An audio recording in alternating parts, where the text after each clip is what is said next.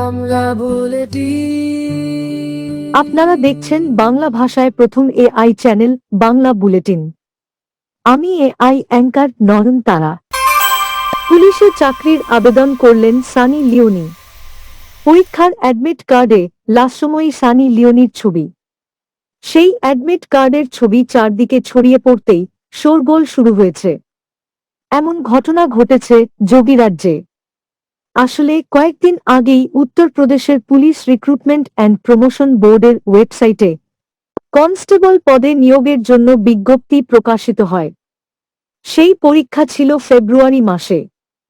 সেখানেই সানি লিওনির নাম ও ছবি দেওয়া অ্যাডমিট কার্ড পাওয়া যায়।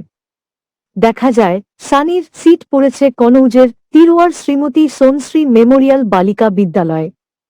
কিন্তু সেই অ্যাডমিট কার্ডের মালিক পরীক্ষা দিতে যাননি। এরপরই পুলিশে খবর দেওয়া হয়। তদন্তে নেমে পুলিশ দেখতে পায় রেজিস্ট্রেশনের জন্য যে মোবাইল নম্বর ব্যবহার করা হয়েছে তা উত্তরপ্রদেশের মাহবার এক বাসিন্দার। আবার রেজিস্ট্রেশন ফর্মে যে ঠিকানা ব্যবহার করা হয়েছে তা মুম্বইয়ের। প্রাথমিকভাবে পুলিশের ধারণা কেউ ইচ্ছে করেই রসিকতা করেছে। ওই মোবাইল নম্বরেও ফোন করে দেখা যায় সেই নম্বরের গ্রাহক পরীক্ষায় আবেদনই করেননি। প্রসঙ্গত, যোগীরাজ্যের পরীক্ষায় ভুয়ো অ্যাডমিট কার্ডের অভিযোগে দুদিনে 120 জনকে গ্রেপ্তার করা হয়েছে। কুমিরের পেটে টাকা, কথায় বলে টাকার কুমির। সত্যি সত্যি তা দেখা গেল আমেরিকার নেব্রাস্কা রাজ্যের হেনরি ডোরলি চিড়িয়াখানায়। একটি কুমিরের পেট থেকে বেরোল 70টি মুদ্রা। থিবোডক্স নামের 36 বছরের ওই কুমিরটি সাদা অ্যালিগেটর জাতের। এই চিড়িয়াখানায় এমন 10টি আমেরিকান অ্যালিগেটর রয়েছে। এদের মধ্যে থিবোডক্স লিউসিস্টিক।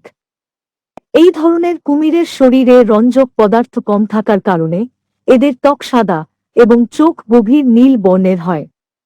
চিড়িয়াখানার কর্মীরা পশুদের রুটিন মাফিক পরীক্ষার সময় থিবোডক্সের পাকস্থলীতে ধাতব বস্তুর উপস্থিতি টের পান। এক্স-রে করে দেখা যায় সেখানে একাধিক মুদ্রা রয়েছে। চিড়িয়াখানার পশু চিকিৎসক ক্রিস্টিনা প্লুগ জানান, থিবোডক্সের মুখ বাঁচাতে একটি প্লাস্টিকের পাইপ বসানো হয়। এরপর শরীরের মধ্যে ক্যামেরা প্রবেশ করিয়ে নিরাপদেই মুদ্রাগুলি বার করে আনা হয়। চিকিৎসক এবং চিড়িয়াখানা কর্তৃপক্ষের ধারণা ধাতব মুদ্রাগুলো দর্শনার্থীরাই ছুঁড়ে মেরেছিল। সেগুলোই গিলে ফেলে থিবোডক্স। দর্শনার্থীদের কাছে চিড়িয়াখানার তরফে তাই জলের মধ্যে মুদ্রা বা ওই জাতীয় কিছু না ছোড়ার জন্য অনুরোধ করা হয়েছে। পাক অর্থনীতিকে ছাপিয়ে গেল টাটা। টাটা গোষ্ঠীর সব কোম্পানির সব শেয়ারের মোট বাজার মূল্য পাকিস্তানের মোট জিডিপির চেয়ে বেশি। একটি রিপোর্টে একথা জানানো হয়েছে।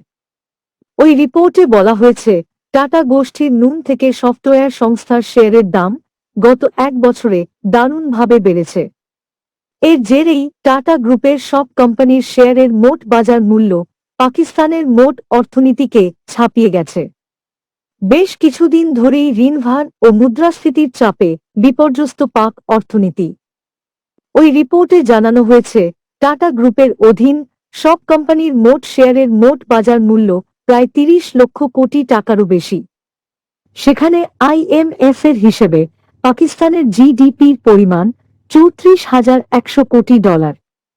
টাটা গোষ্ঠীর কোম্পানিগুলির মধ্যে সেরা হল তথ্য প্রযুক্তি সংস্থা TCS। এই সংস্থার সব শেয়ারের মোট বাজার মূল্য 17,000 কোটি ডলার। এর মানে TCS এর সম্পদ পাকিস্তানের অর্থনীতির অর্ধেকের সমান। এবছর টাটা গোষ্ঠীর সম্পদ বৃদ্ধিতে সবচেয়ে বড় ভূমিকা রেখেছে টাটা মোটরস ও ট্রেন্ট। শেয়ার বাজারে নথিভুক্ত রয়েছে টাটা গোষ্ঠীর অন্তত 25টি কোম্পানি। এর মধ্যে গত এক বছরে শুধু টাটা কেমিক্যালসের শেয়ারের দাম কমেছে 5%। আমেরিকার ভাবি প্রেসিডেন্ট ভারতীয় বংশোদ্ভূত। নিকি হ্যালি প্রেসিডেন্ট হলে ভারতের সঙ্গে সম্পর্ক আরও মজবুত হবে মন্তব্য করলেন আমেরিকার পরবর্তী প্রেসিডেন্ট নির্বাচনে রিপাবলিকানদের প্রার্থী ভারতীয় বংশোদ্ভূত নিকি হ্যালি। তিনি বলেছেন তার প্রশাসন ন্যাটোর সঙ্গে যেমন সুসম্পর্ক রাখবে ঠিক তেমনি ভারত, অস্ট্রেলিয়া, জাপান, দক্ষিণ কোরিয়া এবং ফিলিপাইন সহ আরও কয়েকটি দেশের সঙ্গে জোটকে শক্তিশালী করে তুলবে আমেরিকা। এর ফলে চীনের মতো ক্ষমতাধর দেশগুলোর শক্তির দাপাদাপি বন্ধ হবে। কিন্তু প্রাক্তন মার্কিন প্রেসিডেন্ট ডোনাল্ড ট্রাম্প যদি ফের নির্বাচিত হন, তাহলে ন্যাটো জোটের জন্য তা অতিরিক্ত ঝুঁকির ব্যাপার হয়ে যাবে। হ্যালি বলেছেন, ৯/১১ বিধ্বংসী হামলার পর যেসব দেশ আমেরিকার পাশে দাঁড়িয়েছিল তাদের পাশে থাকাও আমেরিকার কর্তব্য। আমাদের সব খবর সবার আগে পাওয়ার জন্য দয়া করে চ্যানেলটি সাবস্ক্রাইব, লাইক ও শেয়ার করুন। সবশেষে বেল আইকনটি টিপুন প্রত্যেকটি পোস্টের